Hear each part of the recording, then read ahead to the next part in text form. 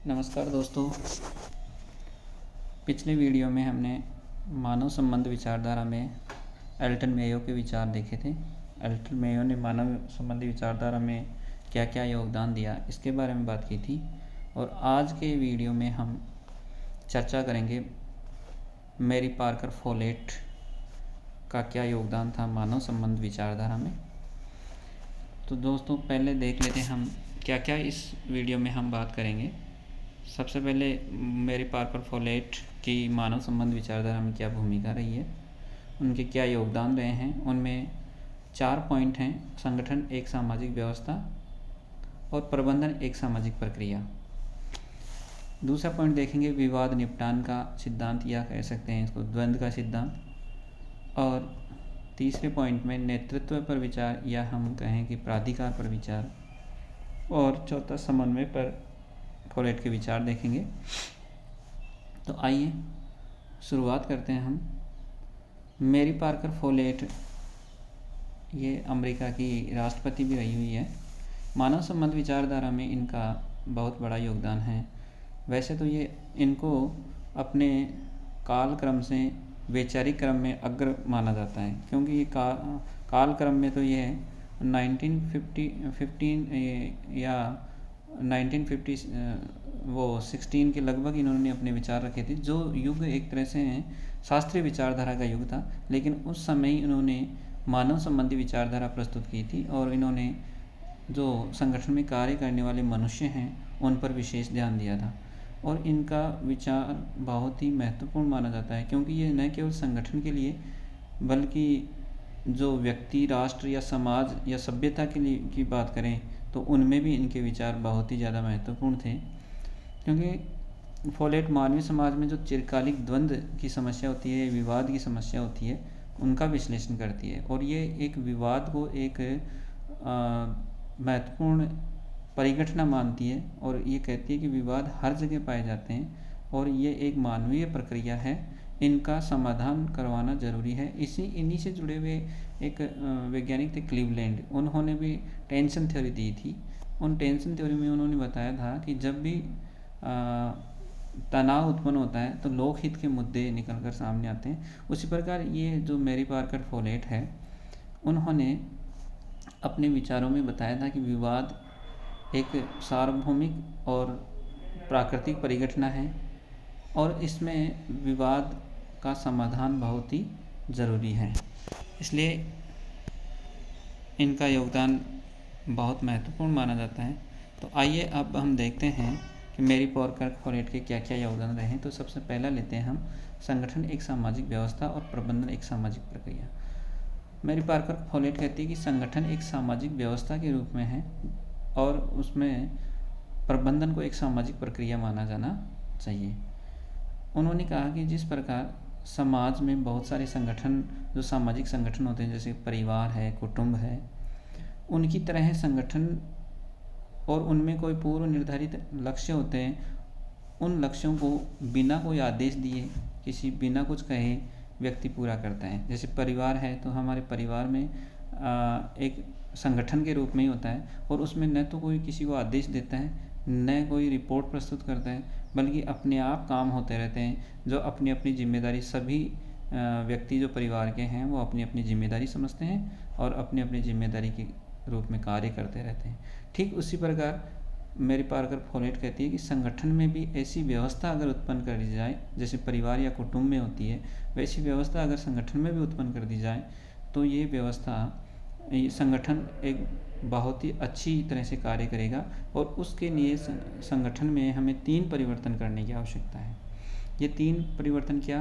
पहला है आदेशों का निर्व्यक्तीकरण, दूसरा है परिस्थिति का शासन, और तीसरा है लोगों के ऊपर प्रबंधन के स्थान पर लोगों के साथ प्रबंधन। आदेशों का निर्व्यक्तीकरण, ये कहते हैं कि आदेश, जो संगठन में जो आदेश दिए जाते हैं वो आदेश नहीं दिए जाने चाहिए, बल्कि उनका निर्व्यक्तीकरण कर दिया जाना चाहिए। और वो कैसे संभव है? वो है परिस्थिति के शासन से। वो आदेशों के निर्व्यक्तीकरण पर स्पेशल जोर इसलिए देती है कि अगर आदेश संगठन में जब भी दिए जाएंगे तो आदेश देने से एक तो उच्चस्थ अधीनस्थ की भावना उत्पन्न होगी। संगठन में उच्चस्थ अधीनस्थ की भावना का विकास होता है, जो संगठन के लिए अच्छी नहीं होती है, क्योंकि जो अधीनस्थ अधिकारी हैं उनकी गरिमा को, आदेशों से उनकी गरिमा को ठेस पहुंचती है और उनकी गरिमा प्रभावित होती है। तो इस वजह से वो संगठन में एक तरह से प्रतिरोध का जन्म होता है और संगठन में एकत्व और सौहार्द नष्ट होने लगते हैं। इसलिए मेरी पार्कर फोलेट कहती है कि आदेशों का निर्व्यक्तिकरण होना चाहिए। कोई व्यक्ति किसी को आदेश नहीं देना चाहिए, बल्कि ये आदेश परिस्थितिवश होने चाहिए। उनका कहना था कि संगठन में ऐसी परिस्थिति उत्पन्न कर दो, उन परिस्थितियों से व्यक्ति खुद आत्मनिर्देशित हो और उन परिस्थितियों को देखकर स्वयं ये निर्णय लें कि हमें ये काम करना चाहिए। एक तरह से परिस्थिति से ही आदेश मिलने लग जाएंगे, तो न तो उच्चस्थ अधीनस्थ की भावना उत्पन्न होगी, न ही अधीनस्थों की गरिमा को ठेस पहुंचेगी और न ही एकत्व और सौहार्द संगठन में नष्ट होगा। इसको देखते हुए जो आगे व्यवहारवादी विचारधारा आई या उत्तर व्यवहारवादी विचारधारा थी, उस समय इस विचार को ज़्यादा महत्व दिया क्रिस अर्गरिश ने। और क्रिस अर्गरिश ने उस समय एक संगठन, मैट्रिक्स संगठन का कॉन्सेप्ट दिया, जो आज भी काफ़ी प्रासंगिक है। और मैट्रिक्स संगठन जैसे हमारे छोटी छोटी कमेटियाँ बनती है या आयोग बनते हैं, वो एक तरह से मैट्रिक्स संगठन होते हैं। उनमें सभी सदस्यों की बराबर भागीदारी होती है, सभी सदस्य बराबर योगदान देते हैं, तो उसमें उच्चस्थ अधीनस्थ जैसी भावना उत्पन्न नहीं होती है। तीसरा, इन्होंने कहा था कि लोगों के ऊपर प्रबंधन के स्थान पर लोगों के साथ शासन पर विशेष जोर दिया जाना चाहिए। कि जो लोगों के ऊपर प्रबंधन, पहले जो थिंकर थे, क्लासिकल थिंकर, उन्होंने प्रबंधन उच्च स्तरीय प्रक्रिया माना था और निम्न स्तर पर या अधीनस्थों पर उन प्रबंधकों द्वारा दिए जाने वाले आदेश का पालन करने की जिम्मेदारी डाली गई थी। लेकिन ये कहते हैं कि प्रबंधन जब किया जाता है या जब निर्णय लिए जाते हैं, उस समय उन निर्णय लेने में या संगठन के लक्ष्यों को निर्धारित करते समय हमें जो अधीनस्थ अधिकारी हैं या अधीनस्थ या श्रमिक हैं, उनका योगदान भी लेना चाहिए, उनकी राय भी लेनी चाहिए। उससे संगठन में एक सहभागी प्रबंधन जन्म होगा, सहभागी प्रबंधन का जन्म होगा और व्यक्ति उसमें प्रतिरोध जैसी भावनाएं नहीं आएगी और बढ़ चढ़कर संगठन में हिस्सा लेंगे। तो ये था मेरी पार्कर फोलेट के विचार, सामाजिक प्रक्रिया और संगठन एक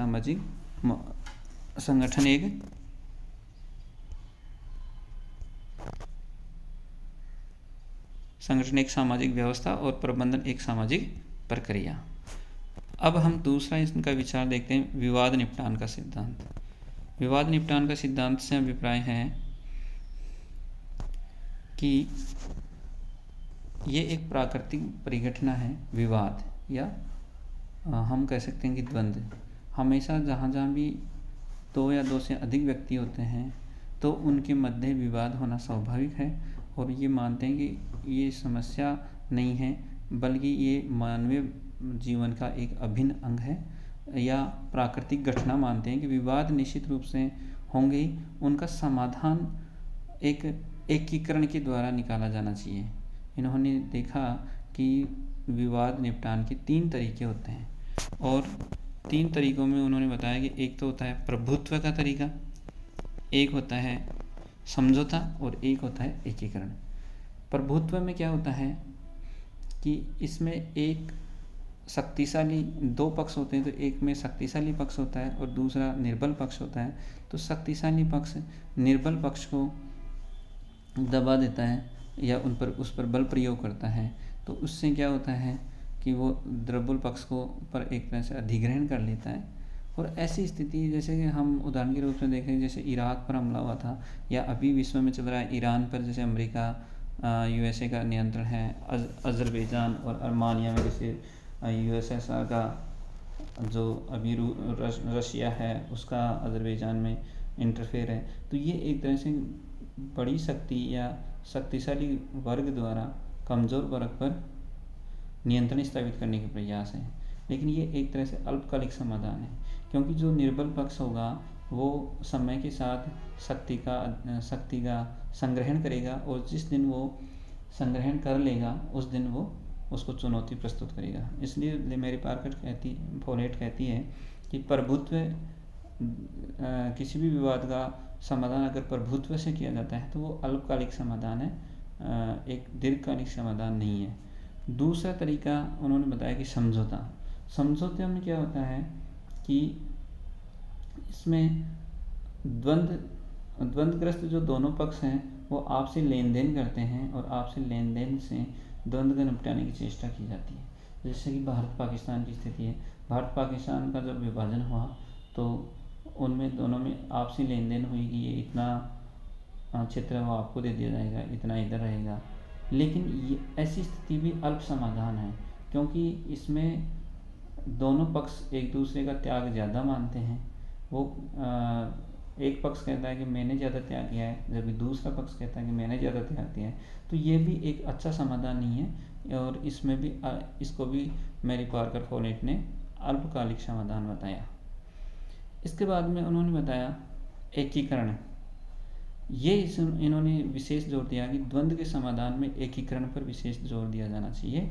एकीकरण कैसे होता है कि इसमें ये वह स्थिति होती है जिसमें दोनों पक्ष अपने अपने तर्क या दृष्टिकोण छोड़ देते हैं और एक नया समाधान ढूंढते हैं कि मैं क्या खाऊंगा या क्या पाऊंगा, इस पर विचार नहीं करते, बल्कि जो दोनों पक्ष अपना जो मूल भावना को छोड़ देते हैं और एक सहभागी समझौता उत्पन्न करते हैं। दोनों नए सृजनात्मकता से विचार करते हैं और फिर समाधान को स्वीकार करते हैं। जैसे कि जर्मनी का एकीकरण 1990 में जो एकीकरण हुआ, तो उसके बाद में अब कभी ऐसी स्थिति नहीं होगी कि आपसी विवाद हो। तो ऐसा दीर्घकालिक समाधान है, और उन्होंने द्वंद्व के समाधान में दीर्घकालिक समाधान को महत्वपूर्ण माना, और ये कहा कि एकीकरण ही एक नए समाधान को ढूंढा जा सकता है और रूढ़िवादी दृष्टिकोण को त्यागा जा सकता है। तो ये थे मैरी पार्कर फोलेट के दो विचार, जिसमें हम एक तो द्वंद्व समाधान के सिद्धांत का विचार किए, एक संगठन की सामाजिक व्यवस्था और सामाजिक प्रक्रिया वाला जो है उस पर विचार किए। इसी कड़ी में हम आगे फोलेट के प्राधिकार पर विचार के बारे में बात करेंगे नेक्स्ट वीडियो में। तब तक ये थैंक यू सो मच।